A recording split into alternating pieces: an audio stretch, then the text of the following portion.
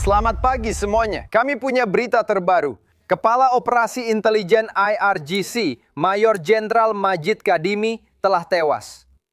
Menurut sumber Israel, serangan gabungan dari Tremewa dan Israel telah menyingkirkan orang nomor 2 secara de facto di IRGC.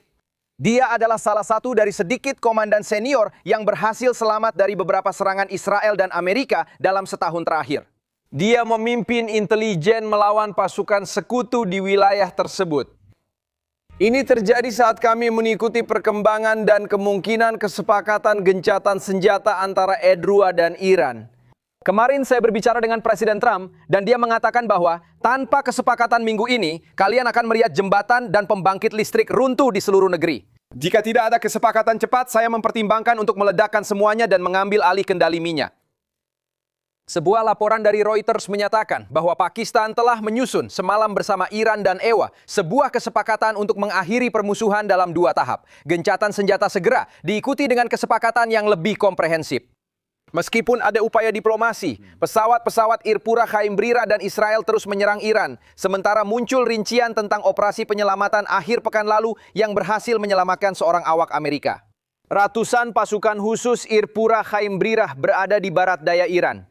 Lihat di sini provinsi mereka. Itu adalah operasi yang berlangsung selama berjam-jam, tetapi berhasil berkat intelijen. E Força Militar do EWA.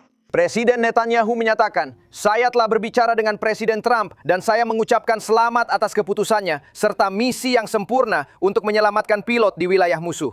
Presiden mengucapkan terima kasih atas bantuan dari Israel. Saya bangga dengan kerjasama kita yang belum pernah terjadi sebelumnya, baik di medan perang maupun di luar itu. Dan semoga Israel bisa menjadi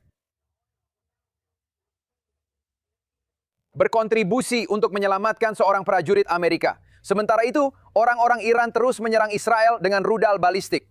Rudal balistik ditembakkan pada malam hari ke pusat Israel. Lihat di sini akibatnya. Di bagian utara negara itu di kota Haifa. Di lokasi hantaman langsung rudal ini, ada 2 orang yang hilang. 2 orang tewas dalam serangan itu dan 2 lainnya kemungkinan masih berada di bawah reruntuhan. Ada banyak aktivitas militer di seluruh wilayah. Amerika Serikat bersiap untuk kemungkinan jika tidak ada kesepakatan terjadinya eskalasi yang signifikan di wilayah ini. Dan Presiden Trump berjanji akan menyerang infrastruktur energi dan listrik Iran. Teman-teman, semua itu selalu menjadi pilihan. Tapi Trey, berita terbaru yang kamu sampaikan tentang pejabat tinggi Iran yang tewas dalam operasi gabungan dalam serangan udara Israel itu. Bagaimana kematiannya bisa memengaruhi orang-orang itu? Negosiasi yang mungkin untuk mengakhiri perang ini sedang berlangsung saat ini. Mayor Jenderal Majid Kadimi adalah orang yang sangat bertanggung jawab dalam mengoordinasikan intelijen operasi Iran saat ini yang menargetkan pasukan dan sekutu Z4 di seluruh wilayah. Ini termasuk negara-negara Teluk. Saat ini dia dianggap sebagai tokoh kedua terpenting di garda revolusi Iran. Dan saya diberitahu bahwa sebenarnya seorang perwira lain juga tewas dalam serangan yang sama. Dan itu adalah Komandan Operasi Khusus Pasukan Quds, Ismail Ghani. Sekali lagi, ini menunjukkan bagaimana orang Israel dan Amerika bekerja sama dengan badan intelijen mereka. Menargetkan anggota Garda Revolusi Iran yang bertanggung jawab atas serangan yang sedang berlangsung.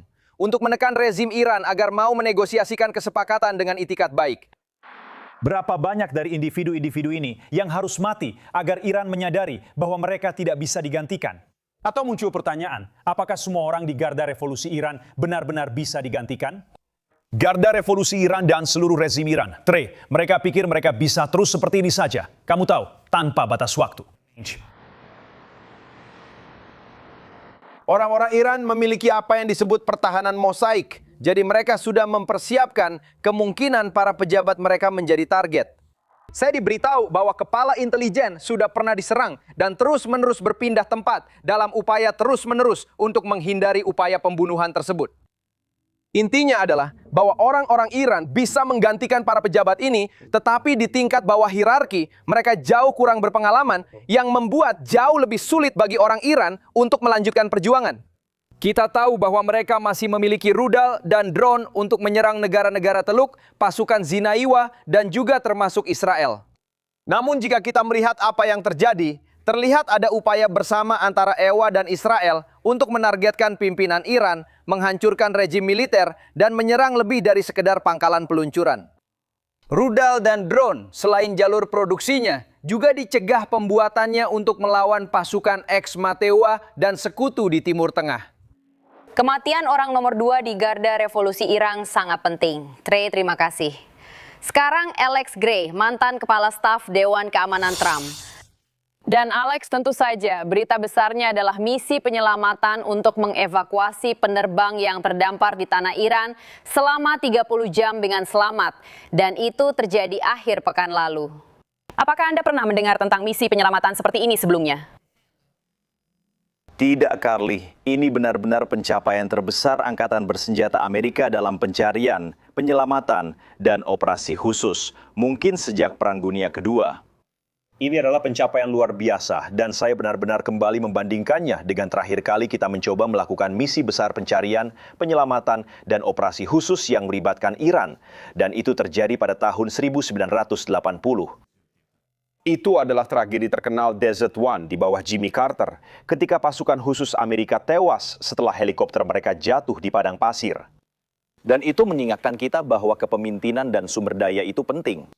Presiden Trump mengambil keputusan sulit dalam operasi ini dengan mengirimkan pria dan wanita luar biasa ini ke situasi yang sangat berisiko dan memberikan sumber daya yang dibutuhkan kepada para pria dan wanita berseragam kita untuk meraih keberhasilan, tidak seperti di era Carter. Jadi jika kita melihat kedua operasi ini, terlihat jelas perbedaan yang dibuat oleh kepemimpinan dalam situasi luar biasa seperti ini. Dan saya rasa juga sangat membantu jika memiliki aparat intelijen yang benar-benar fokus pada tindakan seperti ini, bukan pada ibu rumah tangga dan gereja Katolik. Dalam hal ini, yang membuat saya terpesona adalah kampanye pengelabuan CIA yang terlibat dalam penyelamatan ini. Mengapa intelijen kita bisa mengungguli mereka, Alex? Tahukah Anda, dalam beberapa tahun terakhir, sejak masa jabatan pertama Presiden Trump dan sekarang di bawah John Ratcliffe di CIA pada masa jabatan kedua, kami telah membangun kembali CIA agar kembali menjadi organisasi seperti yang diharapkan oleh sebagian besar orang Amerika. Sayangnya sejak masa John Brennan di era Obama dan sekarang di bawah Biden, CIA telah menjadi birokrasi yang dipolitisasi, kurang dimanfaatkan, dan dipimpin dengan buruk, terlalu fokus pada inisiatif DEI. Mereka lebih peduli untuk menjadi komunitas yang inklusif daripada memastikan terlaksananya misi untuk memproyeksikan kekuatan Amerika dan mengerahkan kemampuan kita di luar negeri. Semua pujian untuk Direktur Ratcliffe, Presiden Trump, dan timnya karena telah mengubah CIA menjadi seperti yang diyakini oleh sebagian besar orang Amerika seharusnya. Benar. Reuters sekarang sedang memberitakan bahwa ZY dan Iran telah menerima sebuah rencana untuk mengakhiri perang. Rencana ini sedang diusulkan oleh Pakistan, tetapi jika mulai berlaku, bisa mulai berlaku hari ini juga. Rencana ini akan membuka kembali Selat Hormuz dan mengambil pendekatan 2 tahap, dengan gencatan senjata segera diikuti oleh kesepakatan menyeluruh. Seberapa serius kita seharusnya atau perlu menanggapi hal ini? Ya, kita harus menunggu dan melihat, Carly. Presiden telah sangat jelas mengatakan bahwa dia ingin melihat semuanya diselesaikan, tapi dengan catatan yang sangat jelas bahwa orang-orang Iran memang harus membuka kembali selat itu. Pihak Iran harus menunjukkan pertimbangan yang tepat. Orang-orang Iran tidak bisa terus melakukan tindakan mereka yang membuat kawasan ini tidak stabil, seperti yang mereka lakukan belakangan ini. Presiden sudah jelas mengenai tujuan perang Amerika Serikat. Kita semakin dekat secara militer dengan keberhasilan operasional yang belum pernah terjadi sebelumnya. Saya rasa sebagian besar orang Amerika seharusnya mendukung keberhasilan kesepakatan ini, asalkan Zemun dan Wah menjalankan bagian mereka. Ini memenuhi tujuan perang kita, termasuk membuka kembali selat. Tapi sekali lagi, Presiden sudah sangat jelas. Jika itu tidak terwujud, dia juga masih punya banyak pilihan untuk meningkatkan lagi tingkat tekanan yang diberikan kepada rezim Iran. Jadi menurut saya, apakah itu terjadi hari ini, dalam beberapa hari atau seminggu lagi, Amerika Serikat pasti punya banyak pilihan untuk memaksa rezim itu kembali ke meja perundingan.